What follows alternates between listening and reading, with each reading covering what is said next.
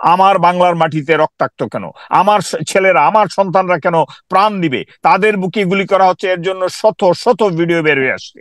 র্যাবের প্রধানকে বিচারের সম্মুখীন হতে হবে, পুলিশ প্রধানকে বিচারের সম্মুখীন হতে হবে, সেনাবাহিনী প্রধানকে বিচারের সম্মুখীন হতে হবে। তার চেয়ে বড় জিনিস হলো যে, তার চেয়ে বড় বিষয় এই মুহূর্তে যে যারা প্রাণ হারাচ্ছে তাদের প্রাণ তো তারা ফিরিয়ে দিতে পারবে না। এক, দুই হলো এই সেনাবাহিনী, এই র্যাব, এই পুলিশ এটি অলরেডি প্র্যাকটিস করেছে, জাতিসংঘ র্যাবকে নিষিদ্ধ করেছে। সেনাবাহিনীর জন্য কতগুলো রুলস অফ এঙ্গেজমেন্ট আছে। যদি শক্তি প্রয়োগ করতে হয় তাহলে সেটি হবে মিনিমাম ফোর্স। আর এই মিনিমাম পসিবল ফোর্স হলো যে প্রয়োজনে ছত্রভঙ্গ করার জন্য আকাশে গুলি করা, অথবা হাঁটুর নিচে গুলি করতে হবে। আর এরা বুকের মাঝে গুলি করছে, সরাসরি পয়েন্ট ব্ল্যাঙ্ক রেঞ্জ থেকে গুলি করছে, এবং এটি ভিডিও আসতেছে।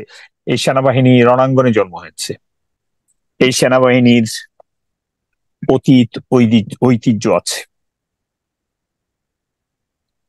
মুক্তিযুদ্ধের প্রথম প্রহর থেকে 16ই ডিসেম্বর পর্যন্ত এই সেনাবাহিনী মুক্তিযুদ্ধকে নেতৃত্ব দিয়েছিল। 75-এ দেশি বিদেশি ষড়যন্ত্রকে তারা রুখে দিয়েছিল, যেটি নভেম্বরে হয়েছে। 7ই নভেম্বরে সেনা প্রধানকে মুক্ত করে আমাদের দেশকে নতুন দিকে ধাবিত করেছিল। 90-এর যে গণ আন্দোলন হয়েছে, সেখানে বাংলাদেশ সেনাবাহিনী ছাত্র আন্দোলন এবং জনতার আন্দোলনের সাথে একাত্মতা প্রকাশ করেছিল। আজকে এই যে কারফিউ হলো, এই কারফিউর প্রাক্কালে যখন সেনাবাহিনী ডেপ্লয়েড হলো, তখন জাতি আশা করেছিল, বিশেষ করে এই ছাত্র ছাত্রীরা, কোমলমতি হাজার হাজার ছাত্র ছাত্রী, যখন তারা পুলিশ, র্যাব, বিজেপি, সোয়াত কিংবা ছাত্রলীগের গুলিতে যখন তারা নিহত হচ্ছিল, তখন তারা আশা করেছিল যে সেনাবাহিনী তাদের পাশে দাঁড়াবে, তাদেরকে রক্ষা করবে। তাদের হাতে কোনো অস্ত্র নেই। সেনাবাহিনীর কতগুলো নিয়ম আছে, এটি জাতীয় আন্তর্জাতিকভাবে সমানভাবে প্রযোজ্য। সেনাবাহিনী যখন জাতিসংঘে দায়িত্ব পালন করে কিংবা দেশে দায়িত্ব পালন করে, ইন এইড অফ সিভিল পাওয়ার, সেনাবাহিনীর জন্য কতগুলো রুলস অফ এঙ্গেজমেন্ট আছে। যদি শক্তি প্রয়োগ করতে হয় তাহলে সেটি হবে মিনিমাম ফোর্স। কিন্তু দেখা গেছে সেনাবাহিনীর সামনেই এই র্যাব, পুলিশ কিংবা ছাত্রলীগের লোকজন পাখির মতো গুলি করছে। সেনাবাহিনীর অফিসারকেও গুলি করতে দেখা গেছে বিভিন্ন মিডিয়ার মাধ্যমে, আন্তর্জাতিক মিডিয়ার মাধ্যমে। সেনাবাহিনীর অফিসার, ব্রিগেডিয়ার র্যাঙ্কের অফিসার বলছে যে আমরা নাশকতাকারীদেরকে আইডেন্টিফাই করছি। এইখানে এখন প্রশ্নবিদ্ধ সেনাবাহিনী জাতিসংঘ বাহিনী থেকে এক্সপ্লেনেশন পেয়েছে। তাদেরকে প্রশ্নের উত্তর দিতে হচ্ছে যে তোমরা ইকুইপমেন্ট ইউজ করছো, এপিসি ইউজ করছো, তোমরা গুলি করছো, তোমরা মানুষকে হত্যা করছো। সুতরাং এই সেনাবাহিনীকে এখন হোয়াইট হাউসে সেটি প্রশ্ন, কিংবা জাতিসংঘ হেডকোয়ার্টারের প্রশ্ন, সেটি বাংলাদেশেও প্রশ্ন। তাদের প্রতিনিধি বাংলাদেশে আছে, তারা দেখতে পাচ্ছে। সেনাবাহিনী যখন গ্রাউন্ডে আসছে, তখন একটি বিশাল প্রশ্ন ছিল। যারা জানেন, ওয়াকিবহাল মহল যারা জানেন, ভগ্নিপতি যখন সেনাপতি হয় তখন কোনো একটি প্রশ্ন থেকেই যায়। জেনারেল ওয়াকারুজ্জামান 41 বছর আগে বাংলাদেশ সেনাবাহিনীতে প্রবেশ করে, আমারও 6 মাস পরে এসে এই সেনাবাহিনীতে প্রবেশ করে। আমি গত 7 দিন যাবত আমি বলছিলাম, জেনারেল ওয়াকারুজ্জামান এই 41 বছরে জেনারেল হয়ে তার একটা দায়িত্ব পালনের সময় এসছে। সে এখন উভয় সংকটে। সে কি ভগ্নিপতি হিসাবে ভগ্নিকে রক্ষা করবে? ভগ্নি এই মুহূর্তে শেখ হাসিনার উপাধি, এটি সারা পৃথিবীর মানুষ জানে। সে হলো স্বৈরাচারী, সে অবৈধ সরকারের প্রধানমন্ত্রী। তাকে রক্ষা করবে না জানমাল রক্ষা করবে, কিংবা জাতির স্বাধীনতা সার্বভৌমত্ব রক্ষা করবে? সুতরাং এটি একটি ফাইনাল টেস্টিমনি, এটি একটি test for general Walker. General Walker গতকালকে হেলিকপ্টারে চড়ে দেশের বিভিন্ন স্থানে যেয়ে তিনি বলেছেন যে স্বল্প সময়ের মধ্যে নিয়ন্ত্রণ করেছেন। একটিবার তিনি উচ্চারণ করেন নাই যে আমাদের সন্তানরা যে আত্মাহুতি দিয়েছে, এখানে শত শত, কেউ বলছে হাজার হাজার, সংখ্যার চেয়েও বড়, যে আমার ছেলে মেয়ে, এদেশের সন্তান, বিশ্ববিদ্যালয় কলেজের ছাত্র ছাত্রী, তারা যে আত্মাহুতি দিচ্ছে, তাদের উপর যে গুলি চালানো হচ্ছে, তাদের হাতে তো কোনো অস্ত্র নেই। একটিবার সেনাপ্রধান বলেনি যে যারা প্রাণ হারিয়েছে তাদের জন্য শোক প্রকাশ করছি। পার্শ্ববর্তী দেশের কলকাতায় জনগণ মিছিল করেছে ছাত্রদের পক্ষে। এমনকি জনগণের চাপে মমতা ব্যানার্জি দুঃখ প্রকাশ করেছে যে যারা আত্মাহুতি দিয়েছে, যারা মৃত্যুবরণ করেছে, এমন ভাবে গুলির মুখে দাঁড়িয়ে তারা প্রাণ হারিয়েছে তাদের ব্যাপারে পার্শ্ববর্তী দেশও পর্যন্ত, তারা ভারতের লোকজনও পর্যন্ত শোক প্রকাশ করছে। আমি যে বিষয়টাতে আসতে যাচ্ছি, আমি শান্তি রক্ষী হিসেবে বিশ্ব শান্তিতে কাজ করেছি। আজকে শান্তি রক্ষী বাহিনী হিসেবে প্রায় 40টি বছর বাংলাদেশ সেনাবাহিনী শীর্ষস্থানে আছে। বাংলাদেশ সেনাবাহিনীর গৌরব, বাংলাদেশ সেনাবাহিনীর গর্ব, এই জাতিসংঘ বাহিনীতে তারা অসাধারণভাবে কাজ করে যাচ্ছে। সুতরাং আজকে জাতিসংঘ থেকে খোদ জাতিসংঘ মহাসচিব যে প্রশ্ন করেছে যে যে এপিসি তোমরা ইউজ করছো সেটি জাতিসংঘ বাহিনীতে ইউজ হয়েছে, সেই এপিসি কে তোমরা কি করে ছাত্রদের সামনে থ্রেট ফ্যাক্টর হিসেবে কিংবা ছাত্রদের জীবন তোমরা কেড়ে নিচ্ছ।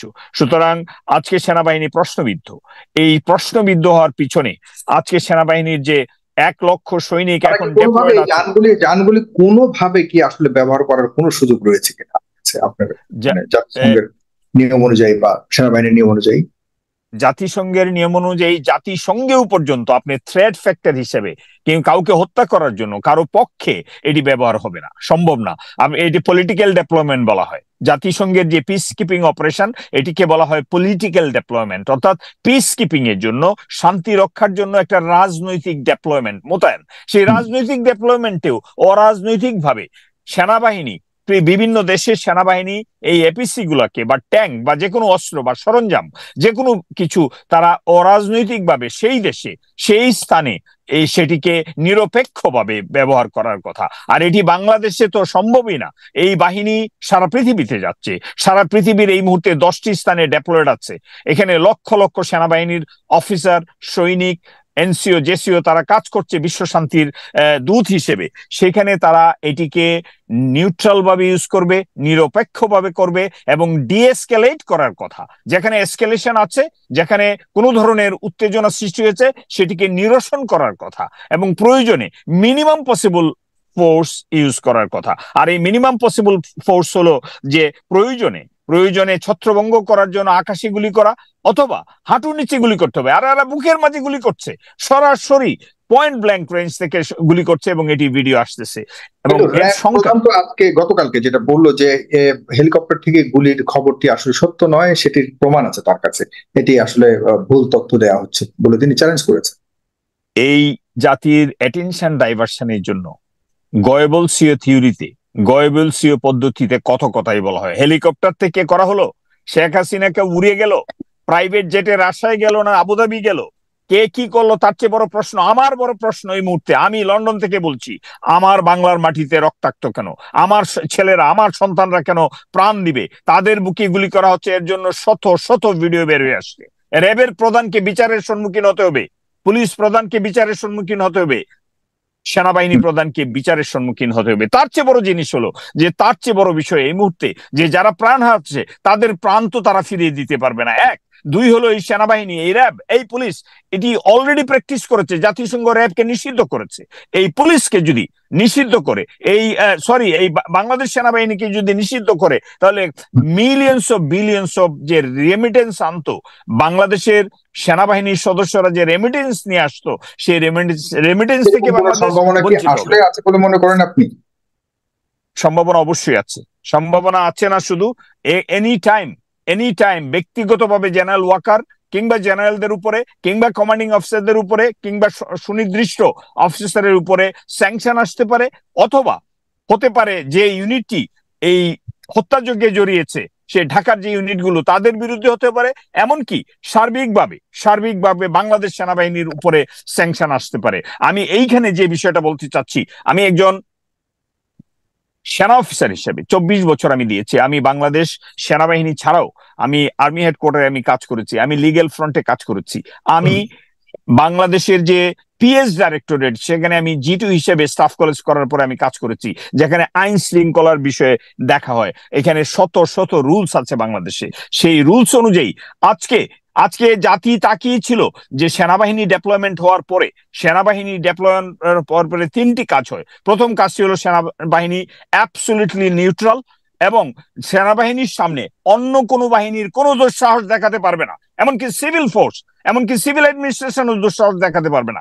সেনাবাহিনী টেকস ওভার, একটা সুপ্রিম পাওয়ার হিসেবে ল্যান্ড করে, in aid of civil power অথবা whatever it is, actually তারা প্লে করে একটা সুপ্রিম পাওয়ার হিসেবে সেখানে কাজ করে, তারা জনগণের পাশে দাঁড়ায়। আমরা দাঁড়িয়েছি, আমরা করেছি। আমি 91, 96, 2001 এর জনগণের পাশে তারা তো দাঁড়িয়েছি। বলছে তারা নামার পর পুরো পরিস্থিতি শান্ত হয়েছে এবং তারা এটাকে শান্তিপূর্ণভাবে কন্ট্রোল করতে পেরেছে।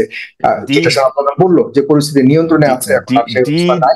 এবং স্বরাষ্ট্রমন্ত্রী যেটা আজকে বলেছে, স্বরাষ্ট্রমন্ত্রী সুস্পষ্ট, যদিও এটা জিল্লুর রহমানের কাছে আমরা এই প্রশ্নটা থাকলো, আপনার কাছেও বলে রাখছি আপনার মতামত এই শেষ অংশে, আপনার এই ছোট্ট মতামত দিয়ে অংশ শেষ করবে। সেটা হলো স্বরাষ্ট্রমন্ত্রী আজকে সুস্পষ্ট একটু আগে বলেছে যে পুলিশ নিজে থেকে গুলি করেনি, তাদেরকে বাধ্য করে আত্মরক্ষার্থে তারা গুলি করেছে। এই আত্মরক্ষার্থে গুলির ব্যাপারে প্রসিজার আছে, এই ব্যাপারে আমার বিশ্বাস জিল্লুর সিরিয়াসলি এক্সপ্লেন করবে। আমি যে বিষয়টাতে আমি অ্যাটেনশন ডাইভার্সনে যেতে চাচ্ছি না। স্বরাষ্ট্রমন্ত্রী কি বলল, র্যাবের ডিজি কি বলল, কিংবা জেনারেল ওয়াকার ভগ্নিপতি হিসেবে, সেনাপতি হিসেবে কি বলল, সে মারাত্মকভাবে প্রশ্নবিদ্ধ। তাকে তার ইন্টারন্যাশনাল কোর্ট অফ জাস্টিসের সামনে যেতে হতে পারে। সুতরাং আমরা দেখেছি জেনারেল আজিজ আজকে মাফিয়া হিসেবে পরিচিত, তার উপর স্যাংশন এসেছে করাপ্ট হিসেবে। সুতরাং বাংলাদেশ আর্মিকে এখানে একটি জাতীয় আন্তর্জাতিক ষড়যন্ত্রের মাধ্যমে এই আর্মিটাকে প্রশ্নবিদ্ধ করা, এই আর্মিকে জাতিসংঘ থেকে বহিষ্কার করা, কিংবা জাতিসংঘ থেকে তাদের উপর স্যাংশন আনানোর জন্য একটি ষড়যন্ত্র এখানে কাজ করছে। এই ষড়যন্ত্রের কি ফল হবে তার চেয়ে বড় বিষয়, এর জন্য দায় দায়িত্ব নিতে হবে সেনাপ্রধান। কারণ তারা তো আরো অনেক এপিসি ছিল বা অন্যান্য যান ছিল, তারা কেন ইউএন লোগো সম্বলিত ওই এপিসি নিয়ে মাঠে গেল এবং সেটা ভিডিও আকারে আসলো? এটাকে সাগর, আপনার কাছে আমার একটা প্রশ্ন, নাশকতার যতগুলো গল্প হয় তার মাঝে সবচেয়ে বড় নাশকতা কি? প্রাণনাশ। আমি উত্তর দিচ্ছি আপনার, প্রাণনাশ। আর সেই প্রাণনাশ হচ্ছে আমাদের ছাত্রছাত্রীদের প্রাণনাশ হচ্ছে শত শত, এবং এটা হাজারে টেকেছে। এবং তাদের পর্যন্ত যে ডেড বডি গুলোকে লুকিয়ে ফেলার জন্য, কিংবা তাদের যে কোয়ান্টিটি ট্রেস করার জন্য 10টা, এই যে পূর্বে আনসারী সাহেব বললেন যে 10টা হসপিটালের এমনকি রেজিস্ট্রার গুলা নিয়ে গেছে পুলিশ এবং গোয়েন্দা সংস্থারা। এই বিষয়গুলো একমাত্র একটি উচ্ছৃঙ্খল জাতি, একটা ফেল স্টেট, একটা ওই যে সোমালিয়া টাইপ এই ধরনের ফেল স্টেটে হতে পারে। বাট আজকে এরকম একটি সময়ে এটি যে এর দ্বার প্রান্তে এরা চলে আসছে, তার প্রমাণ হলো 3 বার পার্লামেন্টকে দখল করে নেওয়া।